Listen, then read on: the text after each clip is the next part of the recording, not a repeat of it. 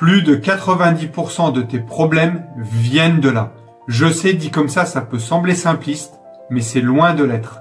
Parce que la vérité, c'est que même une fois que tu auras compris d'où vient vraiment ton problème, il sera peut-être encore loin d'être réglé.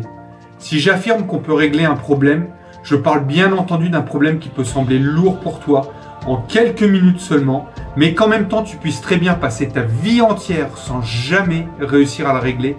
Que penses-tu ? Il est très probable que tu te dises que dans les deux cas, j'ai tort. Et tu auras raison, parce qu'un problème vient presque toujours de nos croyances.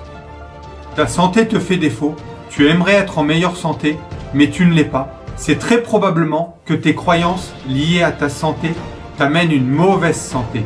Tu aimerais avoir plus d'argent, disons 500 € de plus chaque mois. Ça te permettrait d'être plus serein pour payer tes factures. Ça sécuriserait ta famille et ça te permettrait de lui offrir 1 ou 2 plaisirs supplémentaires par mois. Si tu ne les as pas, c'est certainement que tes croyances liées à l'argent éloignent l'argent de ta vie.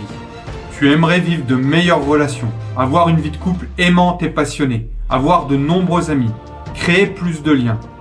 Si ton couple est dysfonctionnel et que tes relations sont généralement mauvaises, c'est que tes croyances liées aux autres et que tes croyances liées à ta relation aux autres amènent de la tension dans tes relations. Tu aimerais avoir un métier épanouissant, mais il te faut reconnaître que ton métier ne t'anime plus. Tu as des difficultés pour te lever le matin, tu attends le week-end avec impatience. C'est que tes croyances liées au travail sont des croyances de souffrance. D'où qu'elles proviennent, tes croyances façonnent la qualité de ta vie entière. Je dis souvent qu'une croyance n'est ni bonne ni mauvaise. Je vais même plus loin. Je dis souvent qu'une croyance n'est ni juste, ni fausse, ni vraie, ni erronée.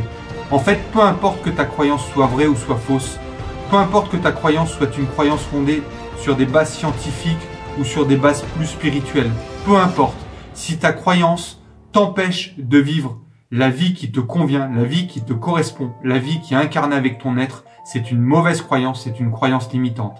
Si ta croyance est une croyance qui te dynamise et qui te permet d'incarner qui tu es vraiment, c'est une croyance dynamisante et donc bénéfique.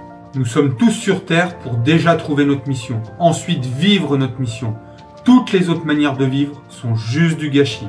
Ce qu'il te faut comprendre, c'est que peu importe ton niveau d'intelligence, peu importe l'ampleur de tes connaissances, peu importe la qualité des diplômes que tu possèdes, peu importe le nombre de livres que tu lis et toutes les formations que tu as pu suivre, tant que tes croyances ne seront pas alignées avec ta raison d'être, rien ne fonctionnera vraiment. Mais attention, si tu t'engages dans le processus de la mauvaise façon et que tu n'es pas prêt à aller au bout des choses, tu risques de te sentir encore plus mal. Typiquement, de nombreuses personnes qui font du développement personnel depuis de nombreuses années n'ont pas pour autant la vie qu'elles veulent si ardemment. En fait, elles s'éloignent de leur vie parce qu'elles se retrouvent écartelées entre leurs anciennes croyances, entre leur ancienne façon de vivre et là où elles veulent se rendre, qu'elles pensent correspondre à leur mission ou à leur destinée ou à leur raison d'être. Si je te résume tout ce message en quelques mots, tu changes tes croyances, tu changes littéralement la qualité de ta vie tout entière.